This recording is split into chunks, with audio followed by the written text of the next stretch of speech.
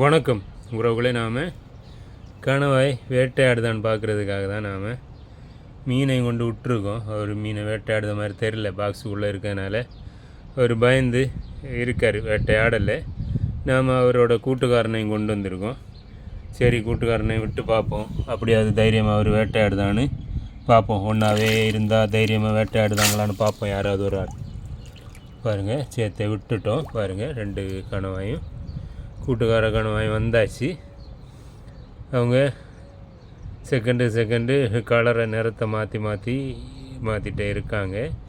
மீனும் ஓடிட்டுருக்கு, அதுவும் பயந்து தான் ஓடிட்டுருக்கு, யார் நம்மளை பிடிச்சி சாப்பிட போகிறான்னு உள்ள பயத்தில். இவங்களும் என்னன்னா வேட்டையாடுற மாதிரி ஐடியாவில் இல்லை போல இருக்குது. இவருக்கு பக்கத்தில் போகிறாரு, வேட்டையாடுறதுக்கு தான் போகிற மாதிரி இருக்குது. சின்ன நாம் இப்போ கொண்டு போட்ட கணவாய் பார்ப்போம், அவர் வேட்டையாடுறதை தான் போராடான்னு பார்ப்போம். அவரோட ஆக்டிவிட்டி பார்த்தா வேட்டையாடுறதுக்கு போகிற மாதிரி தான் இருக்குது. பார்ப்போம். நம்ம மீனை கொஞ்சம் இந்த பக்கமாக துரத்தி விடுவோம். அவருக்கு பக்கத்தில் போட்டோம், வந்தாச்சு அவருக்கு பக்கத்தில். பார்ப்போம்.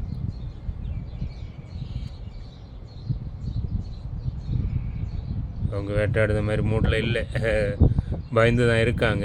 சரி, முயற்சி பண்ணும், அதிலே ஓடட்டும், பார்ப்போம். வேட்டையாடுத கணக்கில் இருந்தால் நாம் அந்த பதிவை இதோட சேர்த்து பதிவிடுகிற உறவுகளை, வேட்டையாடலைன்னா இந்த பதிவில் இந்த 2 பதிவை எடுத்த பதிவு 2ஐயும் பதிவிடுகிறேன். ஓகே உறவுகளே, பாய்.